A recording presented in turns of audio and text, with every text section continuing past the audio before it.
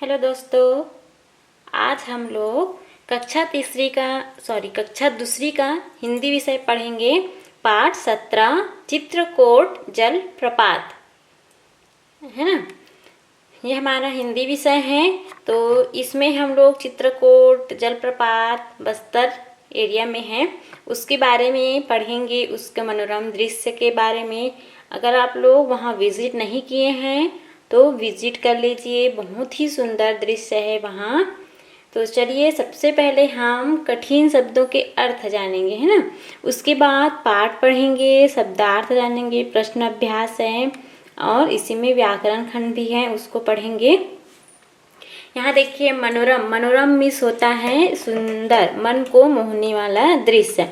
जलप्रपात, जलप्रपात जो है चट्टानों से, पहाड़ के एरिया है ना, पहाड़ रहता है, वहाँ से जल बहता है, चट्टानों से होते हुए खाई में गिरता है, वो जलप्रपात है। संगीत मीन्स आपका गीत गाना। अस्त होना मीन्स डूबना। बैठक कक्ष, जहाँ पे हम बैठते हैं, इसको आजकल हम क्या बोलते हैं, हॉल बोल सकते हैं ना। आनंद मीन्स खुशी। तो यहाँ पाठ है, उसको पढ़ेंगे हम लोग। रीचा और रजनीश छुट्टियों में बस्तर घूमने आए हैं। सब जाते हैं, जब गर्मी की छुट्टी हो जाते हैं तो अपने मामा के घर, नाना, मौसी, मौसा, बड़ी मम्मी या बुआ के घर घूमने जाते हैं ना छुट्टियों में। तो रीचा और रजनीश भी घूमने गए थे। इनके मामा जगदलपुर में रहते हैं। कहाँ रहते हैं मामा? जगदलपुर में रहते हैं। मामा की बैठक कक्ष में चित्रकूट जलप्रपात का एक बहुत बड़ा चित्र टंगा था। बैठक अवस्था जिसको हम लोग क्या बोलते हैं, हॉल बोलते हैं ना।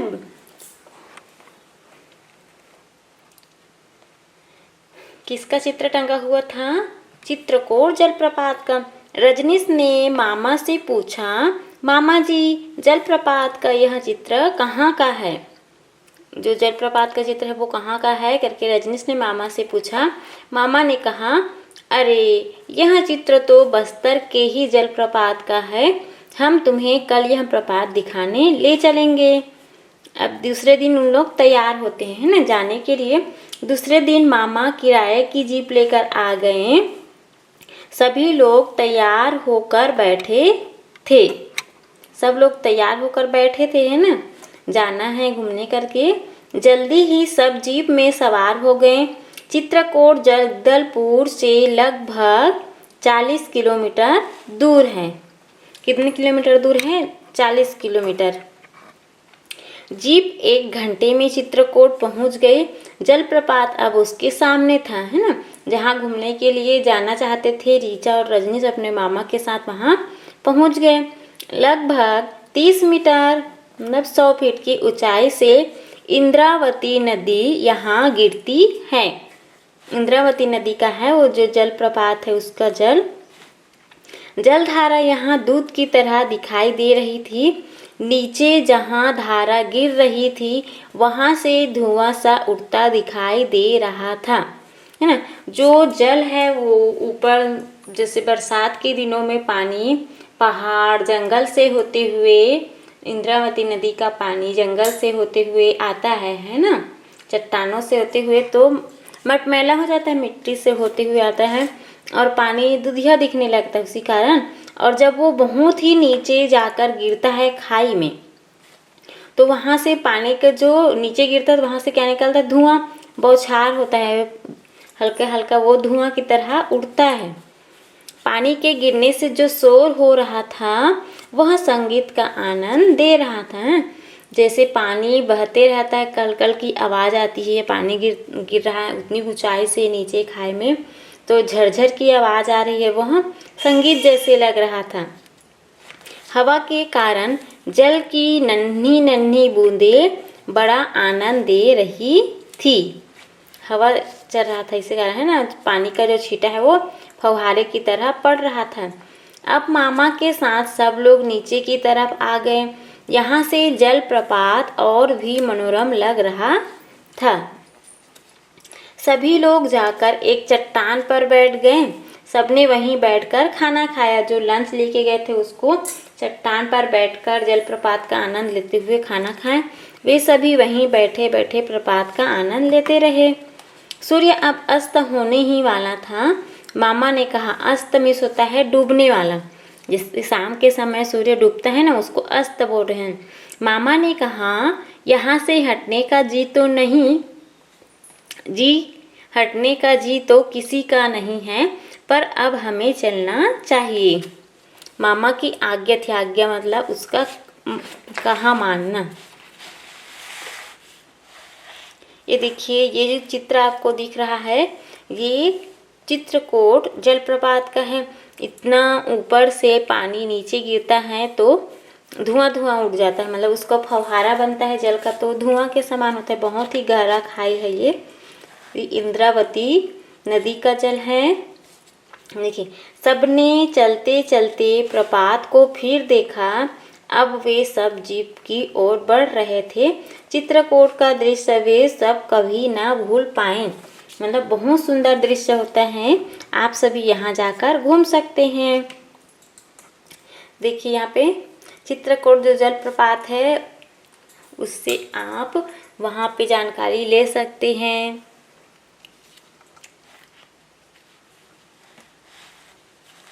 चलिए अब हम लोग शब्दार्थ देखते हैं।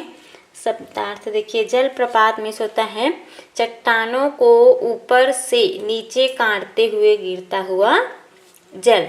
मनोरम मीन्स मन को अच्छा लगने वाला। संगीत मीन्स गाना। अस्त होना मीन्स छिप जाना। आनंद मीन्स खुशी। चट्टान मतलब बड़े बड़े पत्थर। दृश्य मतलब जो दिखाई पड़ता है। आज्ञा मतलब आदेश।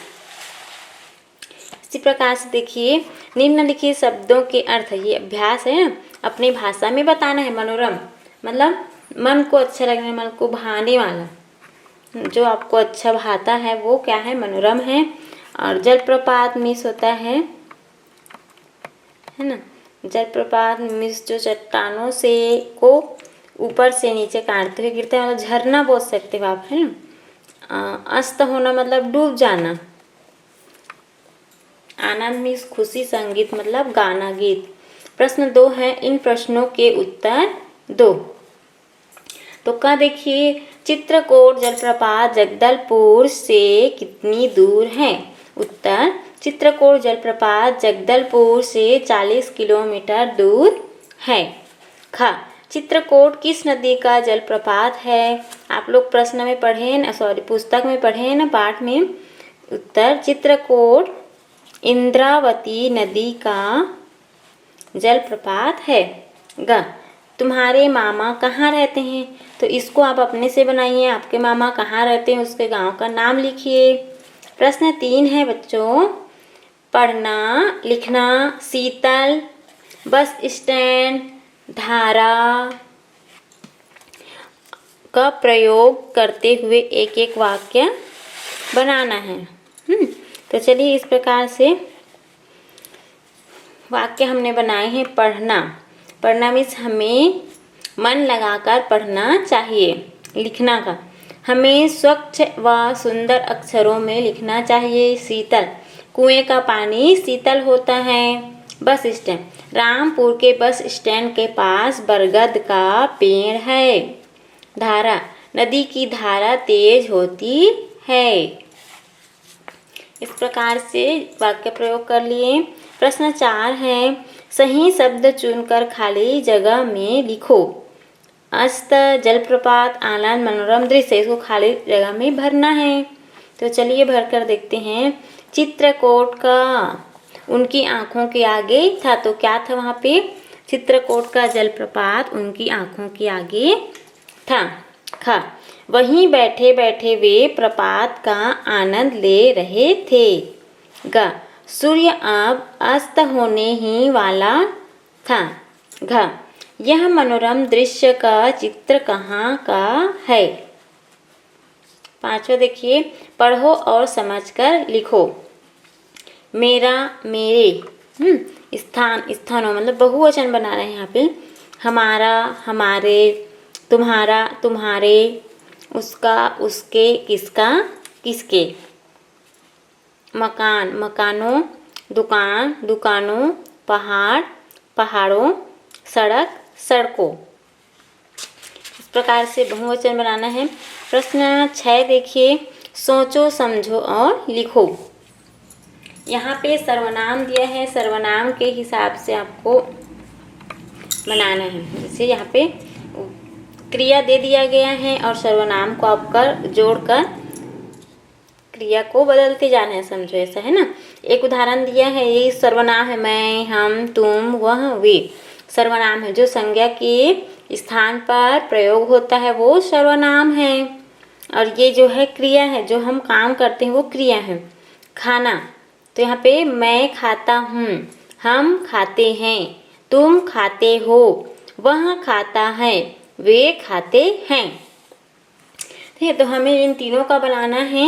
गाना दी है, ये क्रिया है, तो यहाँ पे हम लिख सकते हैं मैं गाता हूँ, हम गाते हैं, तुम गाते हो, वह गाता है।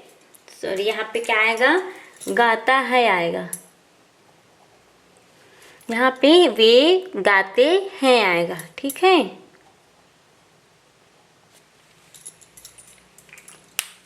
खेलना, मैं खेलता हूँ, हम खेलते हैं, तुम खेलते हो, वह खेलता है, वे खेलते हैं। ठीक, दौड़ना, मैं दौड़ता हूँ, हम दौड़ते हैं, तुम दौड़ते हो, वह दौड़ता है, वे दौड़ते हैं। ठीक, प्रश्न 7, इन शब्दों के उल्टे अर्थ वाले शब्दों को लिखो। उल्टा अर्थ लिखना मतलब विलोम शब्द। जल्दी, जल्दी का देरी, ऊंचा नीचा, नीचे ऊपर, गिरना चढ़ना, हाँ ना, दिन रात, जागा सोया, प्रश्न उत्तर, आना जाना। ठीक, 8 देखिए, गतिविधि है। यहाँ पे मामा शब्द को उलट कर लिखने पर मामा ही बनता है। ऐसे ही दूसरे शब्द और बनाना है जिसको उलटने पुलटने पर एक ही जैसा बने। जैसे यहाँ पे नाना, चाचा, पापा, काका, दादा, दीदी, है ना, इस प्रकार से है। प्रश्न 9 देखिए, क्या तुमने कभी कोई नदी, झरना या जलप्रपात देखा है? उसके बारे में लिखना है। आपके आसपास के एरिया में कहीं जलप्रपात है या नदी, उसके बारे में आप बता सकते हो। जैसे महानदी है, इधर गरियाबंद जिले में आप जाओगे तो वहाँ क्या है, झरना है, घटा रानी जतमई करके, उसके बारे में आप बता सकते हैं। इसी के साथ हमारा पाठ समाप्त होता है। तब तक के लिए bye bye, have a nice day. हमारा अगला वीडियो पाठ 18 के लिए होगा, है ना। हमारे वीडियो को देखिए, पढ़िए, समझिए। Thank you.